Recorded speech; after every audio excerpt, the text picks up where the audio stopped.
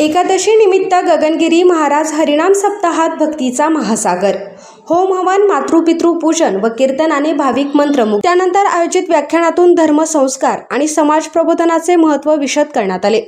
दुपारच्या सत्रात हरिभक्त परायण विशाल महाराज खोले यांच्या सुश्राव्य कीर्तनाने उपस्थित भाविकांना भक्तीच्या सागरात नेले। आपल्या ओजस्वी वाणी, रसाळ निरूपण आणि हरिनामाच्या महिम्याने त्यांनी उपस्थितांना मंत्रमुग्ध केले। कीर्तनादरम्यान टाळ मृदुंगांच्या गजरात संपूर्ण परिसर भक्तिमय झाला होता। एकादशीच्या पावन दिवशी सप्ताहस्थळी आलेल्या हजारो भाविकांसाठी दिवसभर खिचडी महाप्रसादाचे वाटप करण्यात आले। भाविकांनी मोठ्या श्रद्धेने महाप्रसादाचा लाभ घेतला। सप्ताहाच्या प्रत्येक दिवशी भाविकांची वाढती उपस्थिती आणि धार्मिक कार्यक्रमांना मिळणारा उत्स्फूर्त प्रतिसाद यामुळे या सप्ताहाचे महत्त्व अधिकच वाढत आहे। सप्ताहाच्या यशस्वी आयोजनासाठी कार्यरत असलेले आयोजक, स्वयंसेवक आणि ग्रामस्थ उत्कृष्ट नियोजन करीत असून भाविकांच्या सुविधा, महाप्रसाद व्यवस्था आणि धार्मिक कार्यक्रमांचे व्यवस्थापन आदर्शवत होत आहे। दिवसेंदिवस वाढणारी भाविकांची गर्दी आणि भक्तिमय वातावरणामुळे हा सप्ताह संपूर्ण परिसरासाठी श्रद्धा, संस्कार आणि अध्यात्माचे प्रेरणास्थान ठरत आहे।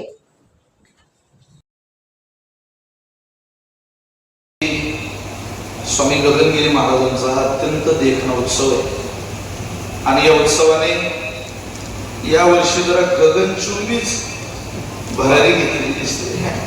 उत्सव ही गगनगिरी महाराजांचा आहे आणि भरारी फार मोठी, खूप मोठं भाग्य आहे।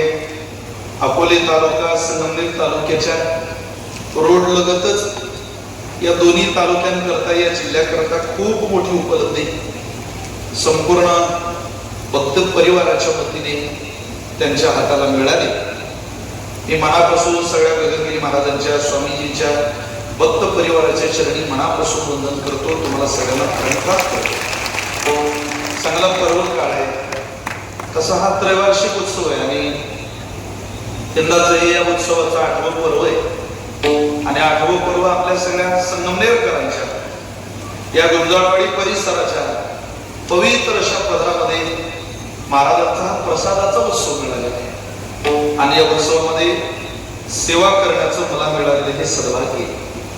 या कार्यक्रमाचे आयोजक आदरणीय हरिभक्तपरायण श्रद्धेय संजय महाराज देशमुख, आदरणीय हरिभक्तपरायण श्रद्धेय माननीय दिलीपरावजी शिंदे साहेब, माननीय श्री आबासाहेबजी भाऊ थोरात आणि संपूर्ण स्वामी गंगागिरी महाराजांचा भक्त परिवार। या कार्यक्रमाचे मुख्य मार्गदर्शक, त्यांच्या आग्रहामुळे, त्यांच्या प्रेमामुळे मला इथं सेवेला उपस्थित राहता आलं। हे राष्ट्रीय धर्माचार्य, महाराष्ट्राचं कीर्तन परंपरेचं खूप मोठं वैभव श्रद्धेय निवृत्ती महाराज देशमुख इंदोरीकर महाराजांनी संपर्क साधला आणि आग्रह करून ही सेवा माझ्या पदरात घातली। माझं खूप मोठं भाग्य आहे, स्वामींची सेवा करण्याचं हे सद्भाग्य आहे। सातत्यानं आदरणीय संगीत अलंकार, महाराष्ट्राचं भजन वैभव आमच्या इंदोरीकर महाराजांच्या समवेत संपूर्ण महाराष्ट्र ज्यांनी दौडून काढला। भजनाच्या निमित्तानं संपूर्ण महाराष्ट्राच्या कानाकोपऱ्यात ज्यांनी प्रवास केला, अशा आदरणीय श्री किरणजी महाराज शेटे महाराजांचा आग्रह होता की आपण या सेवेला आलं पाहिजे।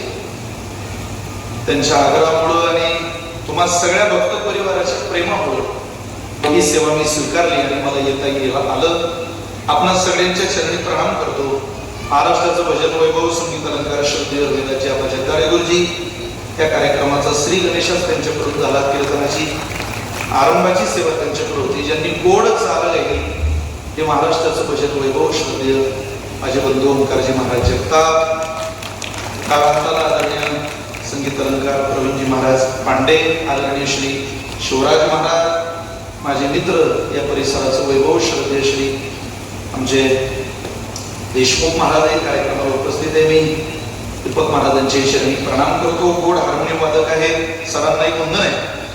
मृदंग साथीला महाराष्ट्राचं मृदंग वैभव आपल्या परिसरात शेकडो विद्यार्थी ज्यांनी आपल्या गुरुकुलाच्या माध्यमातून घडवले, अशा आदरणीय संजयजी महाराज आरोटे, माझे मित्र सहोदर श्री, या परिसराचं कीर्तन वैभव श्री व्यंकटेश महाराज या कार्यक्रमाला उपस्थित आहे। महाराजांना वंदन करतो। माझ्याबरोबर आलेले आदरणीय लखनजी महाराज पाटील, सुनील दादा, दीपक दादा, सगळी सिस्टीम विश्वातली ख्यातनाम मंडळी इथं उपस्थित आहे. तुम्हाला सगळ्यांना वंदन करून अधिक वेळ विस्तारात न घालवता सेवेला सुरुवात करतो. विठ्ठला आज हरिदिनी आहे. अभंग अत्यंत गोड आहे.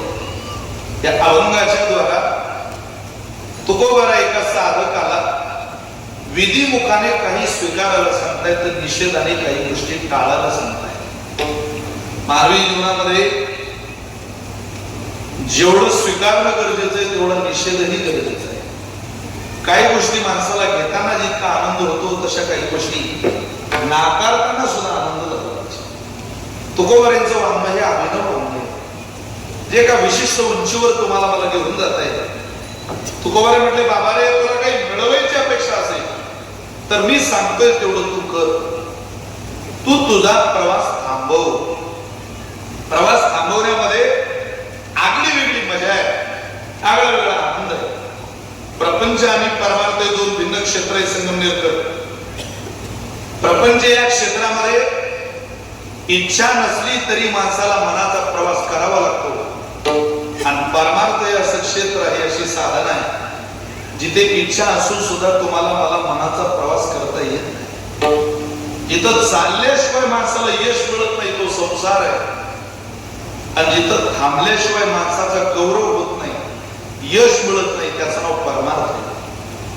इकडे इच्छा नसली तरी चालावं लागतं आणि इकडे इच्छा नसली तरी थांबावं लागतं. इकडं चालणं हेच एम्स अँड ऑब्जेक्टिव्ह यशाचं सूत्र आहे आणि इकडं थांबणं हेच एम्स अँड ऑब्जेक्टिव्ह यशाचं गणित आहे, सूत्र आहे. ज्याला संसारात चालता आलं त्याचा संसार यशस्वी होतो आणि ज्याला साधनेत थांबता आलं त्याचा परमार्थ यशस्वी होतो. त्यामुळं कुठं चालावं कुठं थांबावं तुकोबारांच्या पलीकडे ते कोणाला कळत नाही. काय लागतं चालायला, पण चालूनच सगळं मिळालं असतं तर या जगात सुखी क्रमांकाचं पहिलं नाव कुत्र्याचं असतं. चाल त्याच्या आयुष्य पण यश नाही ना. कायम जी माणसं चालतात त्यांना यश मिळेलच असं थोडीच सांगता येत. कधी काळी माणसानं थांबलं सुद्धा पाहिजे. विशिष्ट कालावधीत थांबा घेणारी माणसं जीवनाचा आनंद उपभोग होत असतो. तसं प्रपंचामध्ये मनाचा प्रवास करावाच लागतो. आपल्याला नाही आवडत सासरवाडी, नाही आवडत धोंडे जेवण, पण ज्याने ज्याने पायावर धोंडा पाडून घेतला त्याला धोंडे जेवण करावं लागणार. ते म्हणजे तुम्हाला आवडत नाही हो, पण मला आवडतं ना. तुमच्या करता नाही, माझ्या करता तुम्ही माझ्या माहेरी चला. इच्छा नसते जायची पण जावं लागतं. याचं नाव संसार आहे. आणि 24 तारखेला मुक्ताबाईचा पालखी सोहळा श्री क्षेत्र मुक्ताईनगर ते पंढरपूर जातोय. तापी तीर ते भीमा तीर प्रवास करतोय. पेरणी उंबरठ्यावर आली आहे. जिथं जावं लागतं ती सासरवाडी संसारातली आहे. आणि पेरणी उंबरठ्यावर आल्यानंतर वारीला जाणाऱ्या वारकऱ्यांची लगबग पाहिली की कष्टकरी शेतकऱ्याची मालकीन, त्याची बायको, त्याची भार्या, त्याची कारभारी नवऱ्याचा हात हातात घेते, म्हणते मालक मला माहितीये एका डोळ्यामध्ये पंढरीचा विठोर आहे, दुसऱ्या डोळ्यात शेतकऱ्याची पेरणी आहे. बाळ्या आणि तुमच्या गावातले दोघं चौघ मित्र आणि काही मजूर मिळून आम्ही पेरणी करून घेऊ, पण ज्याच्या कृपेनं आपलं उभं आयुष्य सुखात जात आहे त्या पांडुरंगाची वारी तुम्ही चुकवू नका. पंढरीला गेलंच पाहिजे. इथं जावं लागतं. तो संसार आहे. जवळची कीर्तनकार कीर्तनाला आल्यानंतर आलंच पाहिजे. सुनील याचा नाव परमार्थ. गेलं पाहिजे संसार आहे आणि गेलंच याचं नाव परमार्थ. इकडे बाहेर गेले काय लागतं आताच्या सप्त्याकडे काय रे? तुमच्या माझे इतके प्रवासी अर्धा एक तास लाग काय मन इतकं चंचल आहे की त्याचा प्रवास ज्ञानोबांनी 2 मोबाईलमध्ये सांगितलं. जाता येईल थांब कीर्तन. पहिली बाळ जसे